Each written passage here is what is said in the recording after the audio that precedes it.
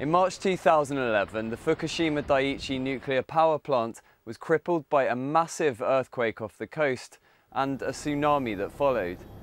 3 reactors went into meltdown, and the worst nuclear disaster since Chernobyl began. Since then, the Tokyo Electric Power Company, or TEPCO, has been managing the disaster, but there have been a whole string of problems.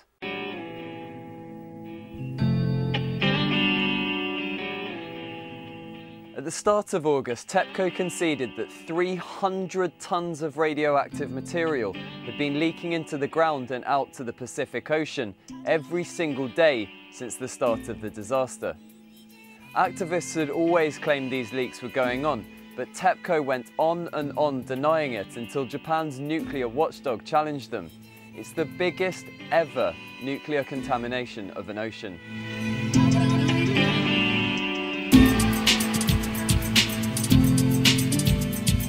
Then they confirmed another leak. This time it was from one of the 1,000 storage tanks set up to contain radiation-contaminated water. At the time, TEPCO estimated the radiation at 100 millisieverts an hour, but it turned out their measuring equipment only recorded levels up to 100 millisieverts. The actual level recorded since, with more sensitive equipment, was 1,800 millisieverts. That's 18 times worse than first announced. That kind of radiation can cause lethal damage in just 4 hours.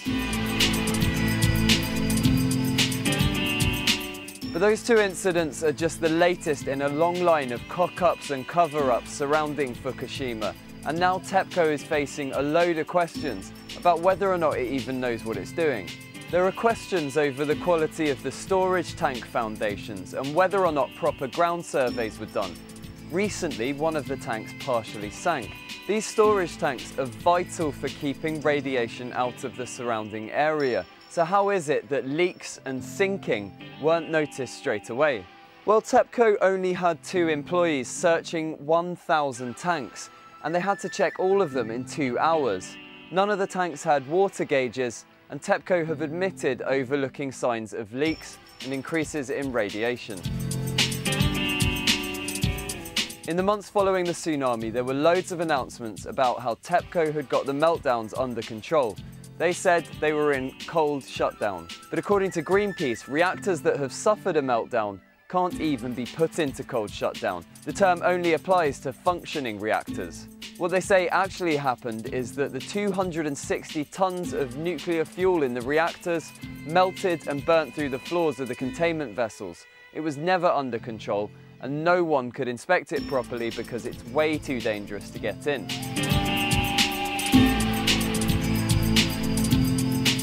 In the days after the tsunami, TEPCO said that the plant had survived the magnitude 9 earthquake, and it was the wave that did the damage.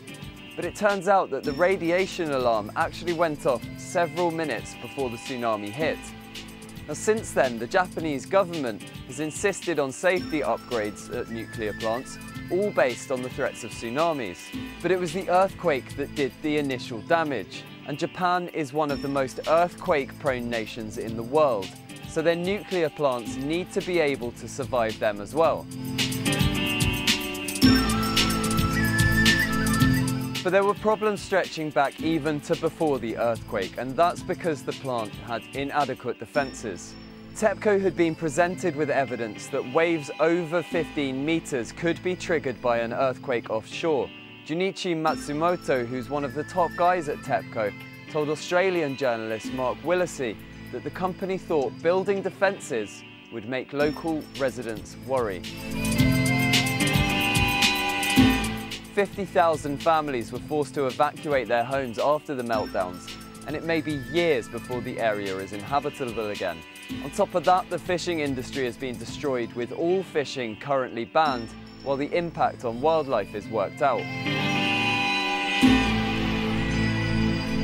After all the allegations of mismanagement and deliberate misleading over the handling of Fukushima, TEPCO has finally admitted that they can't handle the crisis alone.